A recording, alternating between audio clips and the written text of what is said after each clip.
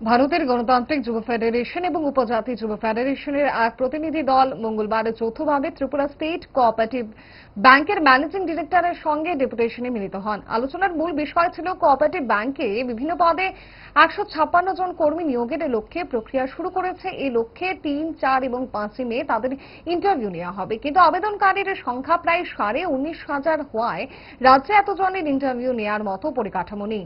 তাই আসামের কয়েকটি স্থানে ইন্টারভিউ নেওয়ার ব্যবস্থা করা হয়েছে, অর্থাৎ পরীক্ষা নেওয়া হবে। সেখানে আপত্তির কথা জানিয়েছেন ডিওয়াইএফআই এবং টিওয়াইএফ। ডেপুটেশনের প্রতিনিধি দল দাবি জানিয়েছেন, চাকরির প্রার্থীদের আর্থিক অবস্থা বিবেচনা করে ত্রিপুরাতে যেন সকলের পরীক্ষা নেওয়া হয়। সাংবাদিকদের এই সংবাদ জানিয়েছেন যুব ফেডারেশনের রাজ্য সম্পাদক নবারুণ দেব।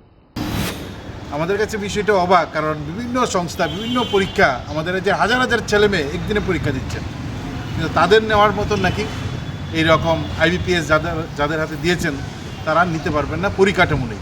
রাজ্যের পরিকাঠামোর সংকট, তার জন্য আসামে গিয়ে আমাদের রাজ্যের ছেলেমেয়েরা বেকাররা নিজের পকেটের টাকা খরচ করে পরীক্ষা দেবেন। শেষ পর্যন্ত তিনি বললেন যে আমাদের ছেলেমেয়েদের বাইরের রাজ্যে যাওয়ার প্রশ্নে রেল এবং বাসের ব্যবস্থা করার তারা চিন্তাধারা করছেন, যদিও আগামীকাল থেকে তাদের বেরোতে হবে।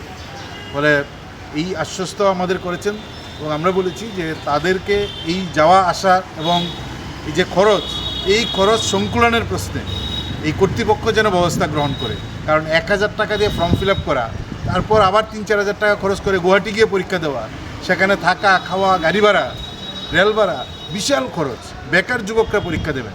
ফলে তাদের সামনে আমরা এই দাবি করেছি, যদি সম্ভব না হয় সবার এখানে পরীক্ষার ব্যবস্থা করা, তাহলে তাদের এই খরচ সংকুলনের জন্য অবশ্যই এই ত্রিপুরা কোঅপারেটিভ ব্যাংক কর্তৃপক্ষ তাদেরকে দায়িত্ব নিতে হবে।